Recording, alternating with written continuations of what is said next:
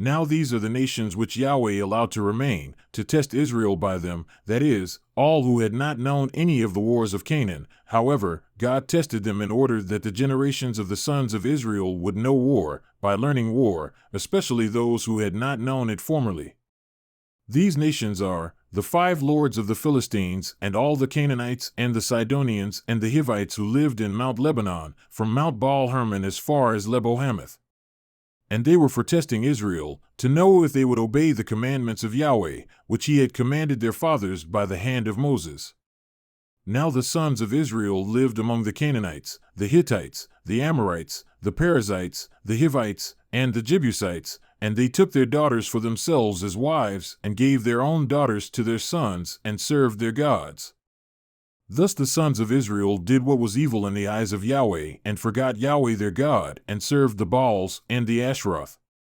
Then the anger of Yahweh burned against Israel, so that he sold them into the hands of Cushan-Rishathaim king of Mesopotamia, and the sons of Israel served Cushan-Rishathaim 8 years.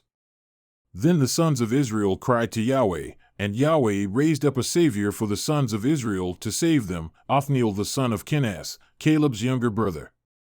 And the Spirit of Yahweh came upon him, and he judged Israel. And he went out to war, and Yahweh gave Cushan-Rishathaim king of Mesopotamia into his hand. So his hand was strong against Cushan-Rishathaim. Then the land was quiet for 40 years. And Othniel the son of Kenaz died. Then the sons of Israel again did what was evil in the eyes of Yahweh. So Yahweh strengthened Eglon the king of Moab against Israel, because they had done what was evil in the eyes of Yahweh. And he gathered to himself the sons of Ammon and Amalek, and he went and struck Israel, and they possessed the city of the palm trees. So the sons of Israel served Eglon the king of Moab 18 years. Then the sons of Israel cried to Yahweh, and Yahweh raised up a savior for them, Ehud the son of Gera, the Benjamite, a left-handed man. And the sons of Israel sent tribute by his hand to Eglon the king of Moab.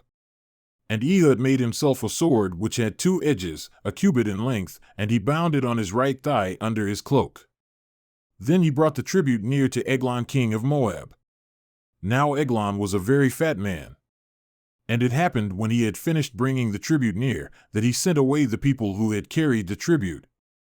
But he himself turned back from the graven images which were at Gilgal and said, I have a secret message for you, O king. And he said, Keep silence. And all who stood by him left him.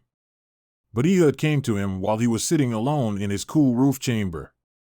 And Ehud said, I have a message from God for you. And he arose from his seat.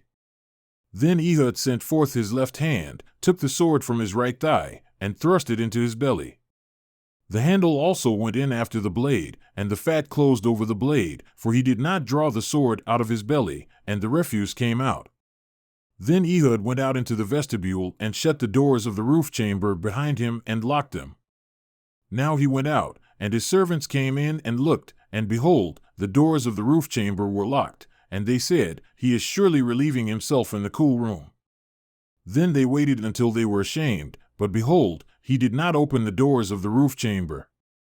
Therefore they took the key and opened them, and behold, their master had fallen to the floor, dead. Now Ehud escaped while they were delaying, and he passed by the graven images and escaped to Sirah. And it happened when he had arrived, that he blew the trumpet in the hill country of Ephraim, and the sons of Israel went down with him from the hill country, and he was in front of them. Then he said to them, Pursue them, for Yahweh has given your enemies the Moabites into your hands. So they went down after him and captured the fords of the Jordan opposite Moab, and did not allow anyone to cross. And they struck down at that time about 10,000 Moabites, all robust and valiant men, and no one escaped. So Moab was subdued that day under the hand of Israel. And the land was quiet for 80 years. Now after him was Shamgar the son of Anath. And he struck down 600 Philistines with an ox goad, and he also saved Israel.